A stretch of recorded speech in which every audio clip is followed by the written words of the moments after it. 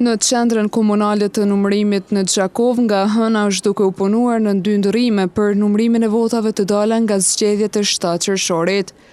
Zyrtari i ekzekutivi Komisionit Komunal të Zgjedhjeve, Armi Rexhaj, bëri të ditur se puna është zhvilluar me intensitet të shtuar dhe i gjithë procesi i numërimit është përmbyllur pa ndonjë problem. Sipas Rexhajt, në qendrën komunale të numërimit janë numëruar votat e subjekteve politike dhe kandidatëve nga të gjitha vendvotimet e komunës së Gjakovës. Me përfundimin e numërimit të votave të subjekteve politike dhe kandidatëve në QKN të Gjakovës, materiali numëruar do të dërgohet në qendrën e numërimit dhe rezultateve në Prishtinë, kështu ka deklaruar Rexhaj.